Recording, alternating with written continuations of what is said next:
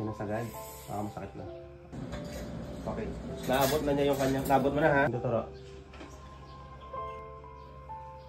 Masakit pa to? Oh, hindi na. Kailan siya na-aksidente? Oh, March 20. Ngayon, in-x-ray mo siya ng April 5. Ibig sabihin, yung mga panahon niya, nag-healed na yung sakit niya, yung injury niya. Kaya wala nang lumabas na problema. Pero itong siko mo, ito mamitin mo. Dikit na dikit doon. You know? Kaya hindi niya ma-bend. Itong wrist mo, ito ang sinasabi ko, yun no, maluwag. May space na doon, no? Ba't yung wrist mo? Nakaganon pa. Hindi masakit. Oh, meron ka pang pain ka pa dito. Kasi maganda ka.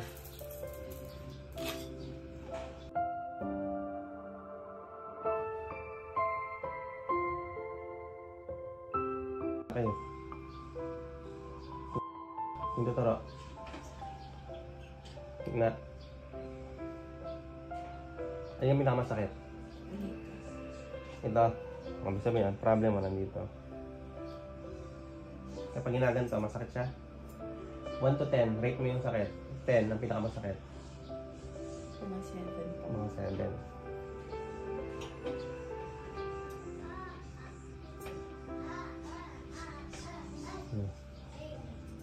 Ramdam mo yan. Okay. Anong pain rate niya? 5 na lang, 5 na 7. Saka nabebend mo na siya na mas maayos. So. Okay, isa-isahin ko lang daliri mo ha. Masakit pa to? Oh, hindi na. Ito. Hindi na din. Tama? Ito. Ang problema mo ngayon, ito, hindi mo maabot. Sige, pinakasakit mo.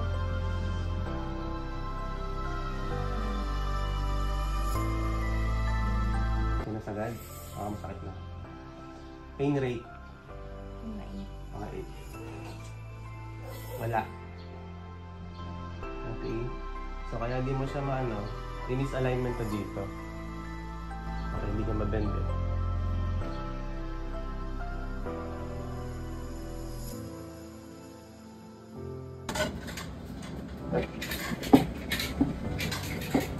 Talawag na to yun.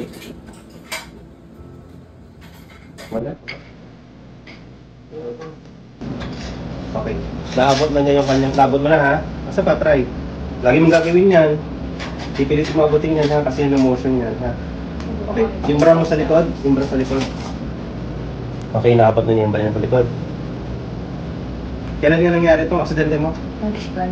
March 20. Anong oras yan? Mga 10 ng gabi. Opo. Sa Kalambak. Sa baba. Tapos bumangga ang motor saan?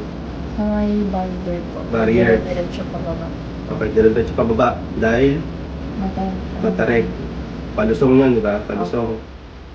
Yun, nangyari sa'yo, palusong. Yung motor niya, halos mahatik yung motor na ginagamit. Angkas siya, pero yung lalaki nagdadrive, bali ang buto. Dinala sa regional hospital. Ngayon, hindi pa rin nakakalakad. Hindi po pinakawala. Kasi nagkaroon siya ng mga internal fixation sa hospital. Siya naman, binala ka sa hospital. Yun, pestos. Sa magulang na. Alam mo na, mga ganyan ang mga kabataan ngayon eh. Alam ng magulang mo na doon ka? Hindi. Minesis ka na nung nandun na. Minesis ka na naman sa merkado. Pero yung pupunta ka lang ba? Hindi. Sabi ha. Maganda pa rin doon. Ligtas sila. No? Pero kung titignan mo yung motor, halos mahati na yung motor, Mio. Ang lesson, magpapaalam sa nanay. Hindi mo papaalam kung mag-apiral na. Oo, correct.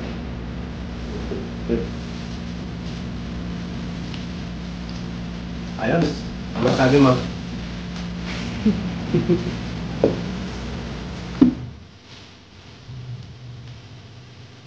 Outreach program natin to kasi Sunday. Wala kaming business pag Sunday. Hindi na namin pwede sinila. Okay. Kaibigan ko kasi yung ano eh, mother eh. Oh, diba? Kaya lahat na makikipagkaibigan sa akin pag may nangyari sa mga anak ninyo. Free. Huwag naman ma-aksidente ha. Okay ha, congrats ha. Thank you po. Okay.